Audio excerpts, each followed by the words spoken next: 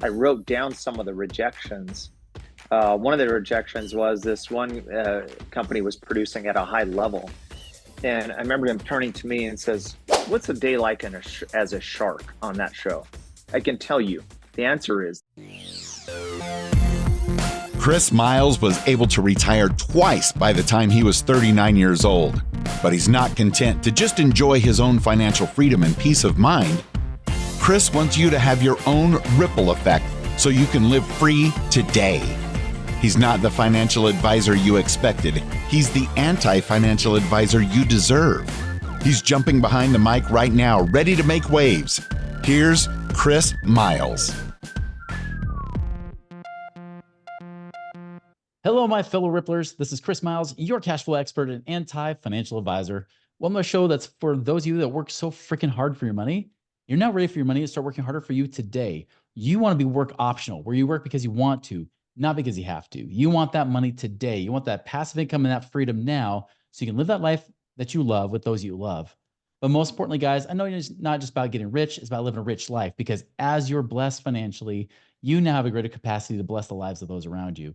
Thank you for tuning in today, guys. As always, if you haven't done so already and you're wondering, how do I create more passive income? What is possible in my situation? Go to our website, moneyripples.com. Check out our passive income calculator. Fill it out, fully fill it out. If you don't, you won't get a good number. You won't get any number. But if you fill it out, you'll get a pretty accurate number as to how much you could actually create in the next six to 12 months. So be sure to check that out. All right, guys. So I'm really excited about this episode today. And I know I always seem like I'm excited about something, but it's true. Like, I'm really excited here to bring Shawn Finnegan on with us, because Shawn, I just met really recently, just in the last year. I got to know him. But the thing is, if you don't know Shawn, you might know his company that he's a big investor in, which is Taxhive. If you've ever seen Kevin O'Leary, the Shark Tank, Mr.Wonderful, obviously he's a partner in that firm as well. But these guys are just rock stars and be able to do not just accounting type stuff, right? Especially if you're a business owner. Oh my gosh, like, they've got amazing ways to support you system-wise, but they've also got things that support you in other ways, including entity setup and things of that nature too. But I want to bring him on because, one, not only is he just an awesome girl daddy, right? Obviously he's got, That's right. he's a father, but also this guy has had so much business experience through the years, everywhere from AOL Time Warner to obviously now he's here with Taxhive and has even done event companies too. So Shawn, welcome to our show. Thank you so much. And it's so good to see the beginning part of what you do. I absolutely love, the value you bring in, the money ripples and everything else. I follow all your stuff. It's phenomenal. So Well, great to be here. appreciate that. So, well, give us a little bit more backstory about who Shawn really is here. Yeah. So, I'm a big believer. I think a lot of people, that follow you, watch you, a lot of people who do word of mouth marketing. Mhm. I'm a huge believer. The greatest way to scale is building relationships and business.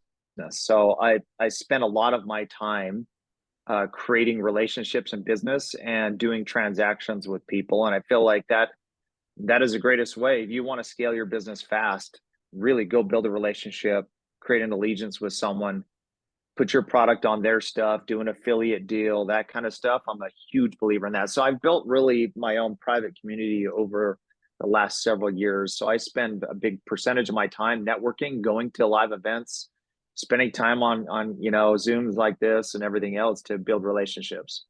That's one thing I noticed about you. You're very much a relationship builder, and it's always kind of nerve-wracking sometimes because you never know what you're going to get. Like, especially when you get, guys like in our positions, like, you either get somebody who's like salt of the earth, humble guy like yourself, Mm-hmm. or you get the chest thumper, right? To put Yeah, it nicely. right. And Yeah. and definitely, I never got that impression from you from the first second I met you, which really Yeah. impressed me a lot. Yeah, I think you got to meet people with, your really true self, and people feel that. And that's what's so good about you is, you meet people where you are exactly, and you're an Mhm. authentic person, and people feel that truth and they feel that authenticity, and they want to work with you and do business with you. And that's really where you should spend your time. When you go to live events, the chest thumping gets you absolutely nowhere. That's all surface level stuff, and surface level relationships happen from that, and only surface level depth of value in those relationships versus actually, hey, just talking like a normal business owner, that we all have problems, we have issues, and let's chat like real people do, right? Mhm. That's right. How have relationships helped you in your life? whether it be personally or professionally? Yeah, so I early on in my life, I started my first business in 2009, and you've been through. I could tell you've been through 2006, 7, 8, 9, Yeah, and got my butt kicked my there. yeah. So my idea in 2008 is when it started formulating, which is probably going back in a time machine. Is like, why are you starting a business right now in 2008? It was a really bad time. It was a bad recession, as we know, and it was painful. Mhm. And so I decided I'm going to start a live events business, and I don't have an office at the time, and I'm unemployed at the time in 2009, and I have a non-compete where I can't go out and do a business. And my idea at the time was I love education, I love like money ripples, I love learning, I love improving your mind and your mindset. So I wanted to start a live events business. I had no office, so I would go to a sandwich shop with 3 other people and come up with my plan that's going to change the world. And my business plan was to do live events. So that was my first crack at it. My dad was a bookstore manager. My mom was the original side hustle with 5 children, trying to manage a family with a bookstore manager pay. And so she was the side hustle person. So I didn't come from money. I didn't have money. And so I knew that I came up with this plan. And according to my plan, I would make many millions in my spreadsheet, right? So I was a Mhm. spreadsheet millionaire because I had this plan of doing live events, promoting big brands, selling tickets, doing the whole thing. And I'm like, I can create tons of revenue. This is going to be amazing, make impact and make money. And so I had my plan, but I didn't have money. So for the first time ever, I raised money in 2009, which was also a tough time to raise money like it is right now. And Yeah. I pitched like 60 investors on giving me money, and this was pre-revenue. So Mhm. I was like, hey, Chris, here's my spreadsheet. It says I'm going to make a lot of money, and give me a 250,000. I haven't created a dollar yet in my business, but give Yeah. me a 250,000, which is a tough pitch. So it's like all Mhm. your excitement and energy, and I convinced 23 people to give me 1.5 million bucks at the time. So it was my first kind of crack at it, and in that moment, I felt like I was literally the king of the world. If you were to go This is a back to hard time that, to start a Shawn, live event business because I know yeah, FCC regulations were coming out. People were getting shut down left yes, and right, and you're trying to walk in yep. when everybody's going out of business, right?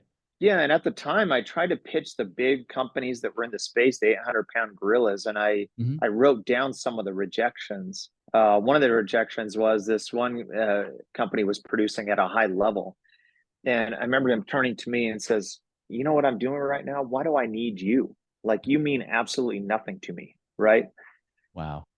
And I went back home and I wrote that down in my journal, like, okay, that's a chip on my shoulder I'm going to go after. And it was a tip. It's a very difficult business to run, and it's tough. But for me, I was CEO even on my LinkedIn. So I had CEO, Mhm. I had 1.5 million. I could show you my bank, and I could show you this spreadsheet. And I had this small team of people I built in 2009 during a hard time and during a difficult regulators and everything else. So it was a very amazing time in that short period of time, right? Yeah. And Kevin O'Leary says in business, poo poo happens. And for me, in the next 12 months, poo poo happened in everything I did. It doesn't matter what mistake anyone is watching is made. I've probably made something similar. You've made mistakes in business. We've all failed Mhm. miserably at times, and I failed miserably for the next 12 months. Like my first event was David Bach, paid him like 70 grand to speak for 30 minutes on a big stage. I did direct mail pieces where you ship them US snail mail. My mail hit a week after the event. Oh So no. that's not a good thing. So you've done promotion. Imagine like standing Yeah. up there, you have him pulling up in the limo. You have like 100, let's call it 100 people in a room with 500 chairs in it. Uh-huh. And you want to dig a hole and jump in there and bury yourself, right? It's miserable, miserable. Oh man. Long Oh, well, story I mean, at short, least he got his 70 grand, I guess, but that's not good for 70 you grand. I because was you're like, trying to out of recoup that. anything, that's a great gig, right? Hey, Yeah. I'm gonna start charging 70 grand to speak for 30 minutes. That's when your brand's hit an all-time high. That's Or right. some of these guys charge 250 grand, 500 grand for an hour. That's the power of branding and marketing, right? Wow. So I long story short is I lost the 1.5 in 12 mhm. months. Geez. Gone. And it was, I remember it was on a Thursday night, and the reason why I remember that is because payroll's due on Friday, Hmm. and I have 2,500 bucks in the bank, down from 1.5. And Mm. during this time, there's people who have faith and confidence in you that you've built this business based on. You have 23 people that gave you hard-earned dollars from them, Yeah. thinking that you would perform, and you have all these employees that are banking on you, and their families are banking on Hmm. you. And it was very painful because that Friday I had to wake up and tell people I didn't have enough to cover payroll. And that's a miserable, hard thing, Hmm. right? Like you know, a lot of people talk about pain, um, and we want to solve problems, but you know, there's a difference between problem and pain, right? So my problem Yeah. is I had a failing business, but my pain was like a literally in fetal position, miserable pain, right? Yeah. You, Thursday night, I remember lying next to my wife, just staring up at the ceiling all night long, not sleeping, a wink.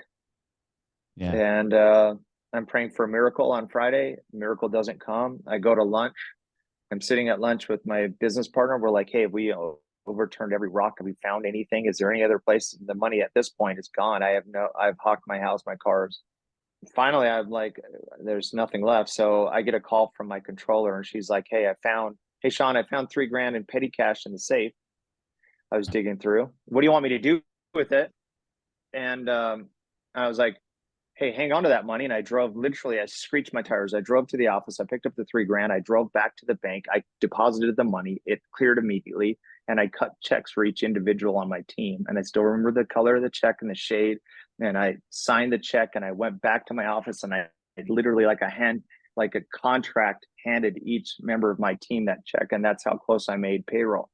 Wow. And I had, like, if we're all just really laying it out there, we've all had many more of those that we could tell. Those war stories is what we signed up for as an entrepreneur. But there is a Mhm. lot of pain involved that people don't talk about. You see all the success and guys flying in jets and like the high flying stuff, and that's great. I love success, but to me, the real story is business of all the pain and the stuff you go through. So I realized from that experience that the pain, because of the pain, I wanted to make a change, and the Mhm. change I wanted to make that Friday because I didn't want to go through it again Friday the next week. No. And so I did two things. Number one is I hired some salespeople. I convinced a couple of my friends to leave their job at night and come sell for me on Monday that next week somehow. My first Wow. sale was like Wednesday, enough to make payroll for Friday. I love good salespeople. They get a bad rap. There's great salespeople. There's bad salespeople. There's good operators, bad operators. And then the second thing Mhm. I did is I said, at the time I was knee deep in crocodiles just trying to run this business. I was not building relationships like this, and I wasn't going to networking things, and I wasn't Mhm. reaching out to my own network. I had my head in the sand, and I had no time for anything else, and that's probably why I failed so bad. Mhm. So I said from then on in, I vow to build relationships, and I built relationships with two individuals that became my partners. They were far better at business than me and built this infrastructure, brought in relationships, and we went on this run, and I was able to pay off the 1.5 plus interest to all the investors, and we went on this crazy run, but it was only because of relationships. So I have this deep Mm. love for relationships and building that in business because I've experienced it firsthand. It's fascinating you mentioned that because I remember experiencing the same thing. I know we talked about it in your office when we were there, but like I remember just going through so much scarcity and being so Mm-hmm. absorbed with my problems that I almost Mm-hmm. didn't want to create relationships. I didn't want to Yeah. talk to other people because I thought, you know what, I don't want to get my negativity all over them like I had some disease on me, like I was leprous or Yeah. something. I was like, Right. I don't want to spread that. So I'll just figure my crap out. And then once things are better, then I'll open up to relationships and get out and be social. And that was probably the worst thing I could have done. Amen to that. You're exactly right. You don't even want to be bothered. You're in such a bad mental space, but it's probably why we just keep spiraling. It doesn't Hmm. help your cause to sit around and not engage with others, not build relationships, and not even unpack things. There's so many benefits of Like I go to a men's group every other week, and we just unpack our stuff, whatever's going on in our head, and all that stuff is just so much benefit and impact that it makes in your life. For sure. Well, I mean, for anybody who might be struggling, what would you recommend for them right now? Yeah, so to me, it's like, what's your plan of action? Like, because sometimes the fear and the hard times will freeze you, and it Mhm. keeps you from moving forward. So I always tell people going through it, it's like, hey, what is it? Just make a list. Start going down your list. There's a lot of struggling people out there and struggling businesses in this market. And like the ones who really take action and get a start are the ones that are going to have success. The most common thing I hear all the time is, once this is right, once I have, like, I'll give you an example. This girl named Demi, she's a millennial. She's been thinking about doing a podcast for years. And so I was meeting with her like a couple months ago. I was like, hey, tell me about your idea, your podcast. So like, oh, it's Demi in your cup. And it's like this, I'm going to talk to my dad and have a millennial conversation, these awkward things in front of my dad. I was like, that's a great idea. How long have you been thinking about it? She's like, oh, a few years now. A few years. Well, what are you waiting on? Oh, I need the right technology. I'm waiting to get the right cameras. I'm waiting to get the right production and all this stuff. And I was like, Wow. yeah, it's what I hear all the time. So I was like, hey, you know what it is? It's the start that stops you. So why don't we just get your start, where your focus goes, your energy flows. Let's pull out the calendar. So she did. She's like, January 25th is when she came in with her dad and did her first podcast in my office and got her start. And then now she's done like 4 episodes. Now she's like, oh, I want to put it here. I want to put it there. It's like, and that's how it Mhm. is like, how many times do you hear that? It's like, I'm waiting till things are just perfect before I do something. That's right. That's it's funny because we just had our 10th anniversary of this podcast. Keep forgetting to say happy birthday to our podcast, but we just had our 10th anniversary in early April. Congrats. And Yeah. I remember it launched, I believe it was on a Tuesday, but the previous Friday I was talking to a friend, some people may know him, Satema Gali. I was actually chatting with him a little bit, and I was telling him how much fun I had being interviewed on somebody else's podcast and how I used to do a podcast before, but hadn't done it for a few years. And he's like, why don't you just do it now? And I Yeah. remember thinking, yeah, why not? And Yeah. I removed every obstacle it could possibly be. I thought, all right, I'm going to start with Blog Talk Radio, which we still produce it through today. I was like, I'll start it there, paying $39 a month, and I'm just going to do audio only because at least that's easier. I don't have to get a camera. I just did the audio Mhm. for really Right. from 2014 through 2020, well, to the end of Yeah. 2019. There was no Right. video. It was just Yeah. audio. Well, but Right. I mean, it was out like in 4 days. 4 or 5 days later, we have the podcast released. So it can be that How many easy, but a lot episodes of have you times we get in done? our own head. Yeah. How many episodes have you done now? Well, now we're over 800 episodes. Yeah. Yeah, you told me that in the office, like 800. I have my own podcast. I've done 30. I felt like, man, that's a lot of podcasts. But when you said 800, I was like blown away. You think about how much value you provided for people in that 800, podcast is amazing. It's a huge accomplishment. Yeah. People got to watch me go from no beard to beard. I mean, that's how long it's been going, Yeah, right? transformation. Yeah, I love it. Well, let's talk about where you are today, because obviously you become an investor in Taxhive. How did that come about? So I met Kevin like 15 years ago, and he lives in Toronto, Mhm. and I had the 30-minute meeting set up. I mean, if you're around someone who is like so tight with their schedule, you feel like a slacker. He's that person. He's like scheduled on the half hour. It's like everything is efficient. So I Well, literally 15 had years ago, 30 that's right minutes. when Shark Tank was starting to come out. So he had been in the show for I think a couple of years at that point. So maybe call it Mhm. 12, 13 years ago is when it was in Yeah. that range. We set up an appointment. I had like a 30-minute session booked, and I had to fly out to go meet with him in person. Wow. And I flew out. It was the middle of winter. He lives in Toronto, and I flew up there, and it was below zero. And I was at a Marriott 2 blocks from his office, and my head was literally frozen. I'm like, I'm going to mess this thing up. And I stepped into a bank to warm my head up, to just because I have to be on. I have 30 minutes to pitch this guy, and the pitch was, "Hey, let's get you on live events." Mhm. And I still remember just thinking, you know what? What are these sharks? What's a day like as a shark on that show? I can tell you the answer is they get pitched every hour. If if one of those sharks goes to, I've gone to the mall with Kevin, Mhm. I've seen him get pitched at the mall 30 times between his car and getting his computer fixed, right? And it Wow. sounds like this. Hey, Kevin, what about this? Hey, Kevin, what about that? I want to get, hey, I got this for you, Kevin. I mean, it's the most insane thing I've ever seen. Mhm. The second they see a shark, they want to go pitch him. Mhm. So I was like, I knew this, and I was like, you know what? I'm not going to go pitch this guy because he gets pitched all the time. I would rather turn the tables and try to make him kind of tell me what he really wants, and then I'll Mhm. show him how we fit. It's a Stephen R. Covey, seek Yeah. to understand and then to be understood, right? So Mhm. my first question, I sat down and said, Kevin, I'm obviously a fan of the show. I'm a fan of you. I've seen all this stuff. Tell me where your brand is going in the future and where do you want to take it? And then he unpacked all of his stuff. Instead of me saying, hey, Kevin, here's my ecosystem at Taxhive, at our live events at the time.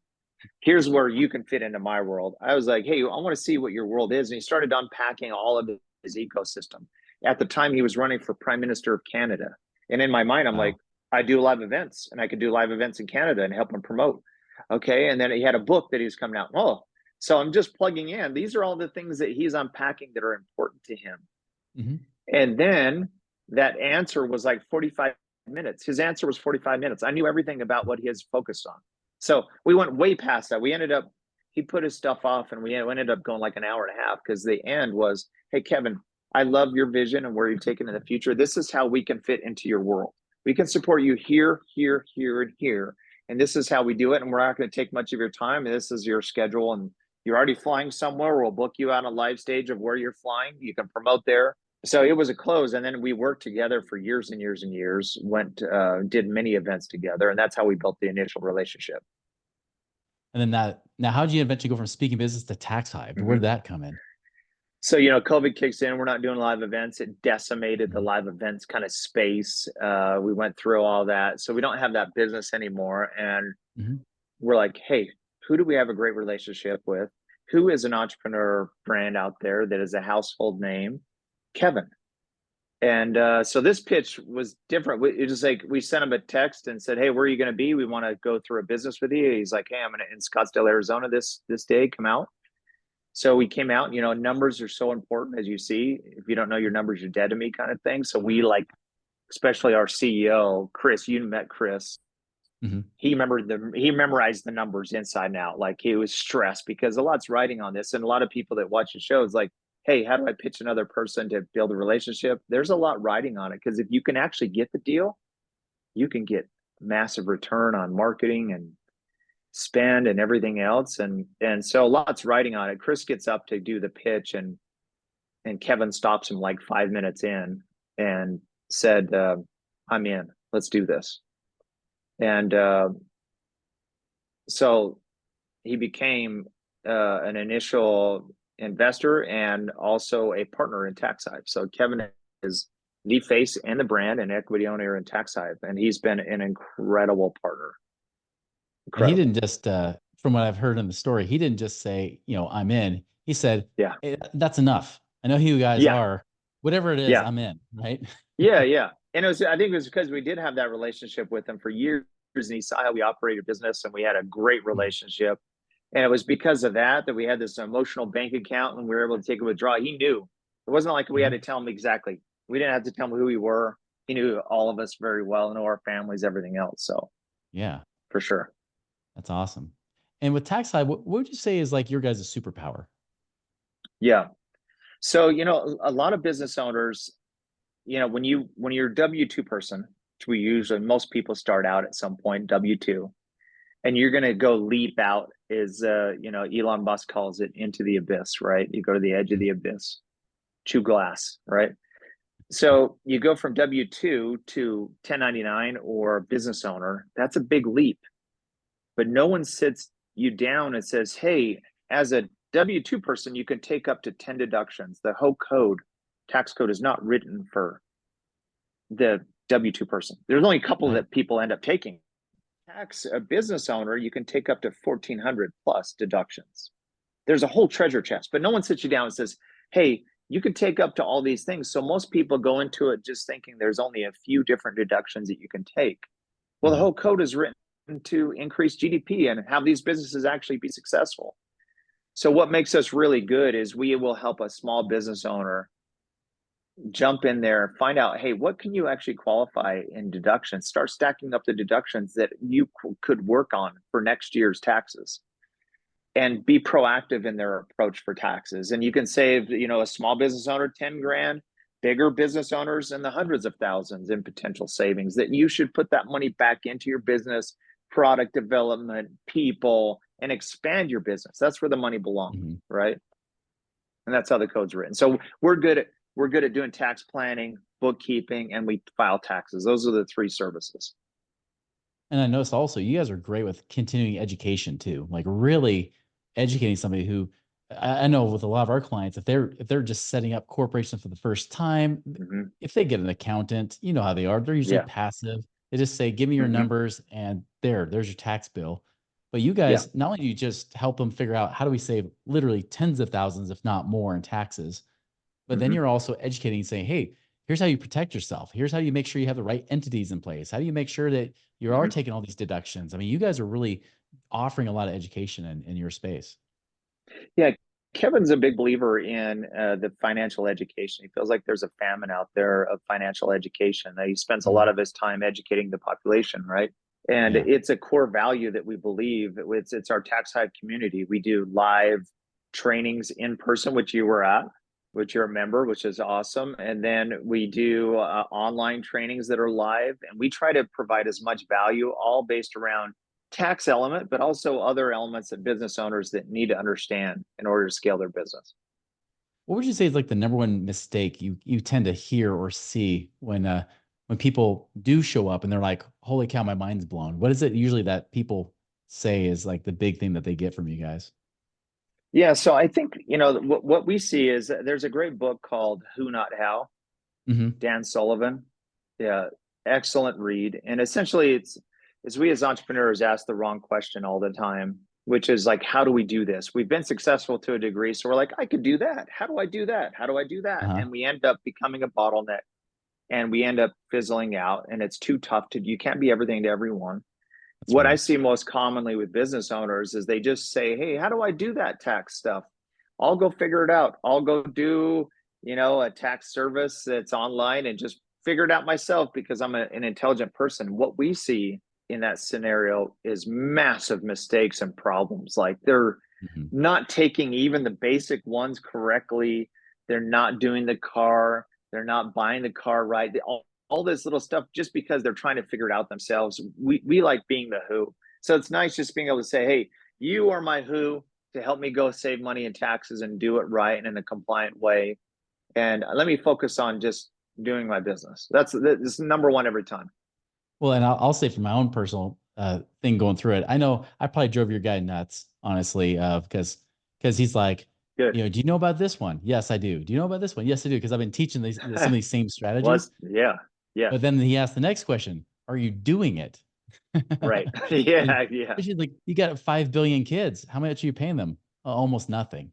He's like, you could be writing off like 100 grand a year. Why aren't you doing that? I'm like, honestly, like we teach it, but then I get myself caught in a loop. I'm like confused. I'm like, wait, who needs to have the corporation? Who doesn't? And then how do we pay them? Like the little nitpicky details. I'm like, that's what I need. I need that little bit of guidance, that hand holding versus just knowing the concept.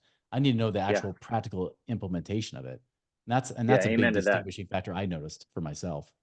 Yeah, that's great. I think that's a great insight right there. 100%. We know, we've heard of them, but how many people actually can implement? But like you said, 100,000, or like, how much can you actually save if you implement? At my tax bracket, a lot. That's awesome, man. I love it. Yeah. Well, this has been great, Shawn. So if people do want to learn more about Taxhive or follow you, what's the best way to do that? Yeah, so if you go to taxhive.com, there's a blueprint offer there. The blueprint basically asks you 17 questions. It'll actually just send you an email on ways that you can start saving money right now. We built this whole tech platform to be able to provide tons of value for people. That's the best way to engage. Just go fill out the blueprint, and it's going to ask you those questions. It's literally going to spit you out a report. Hey, these are some areas. Because sometimes it's like you just don't know. You just don't understand, hey, there's all these other ones out there. A lot of them aren't like you, where you've actually taught it and you understand the concepts. Most people don't understand the untapped resources. So the blueprint helps send you down that path and identifying areas that you can start with right now saving money. Love it. Awesome. Well, we'll be sure to put taxhive.com in there and make sure people actually go and do the blueprint. That's very important. So yeah, appreciate that. Great. That's really valuable, good value add to have there too. So, Awesome. well, Shawn, this has been great. I know we went longer than usual, but man, you're just like a trough, like this huge trough of wisdom, that we gotta like take a drink out of. So really appreciate you being on today. Thank you so much, Chris. I appreciate you. It's turned into a fast friendship, and I really appreciate it. And I love what you're doing and your whole mission, and is what is awesome. So honored to be a part of it.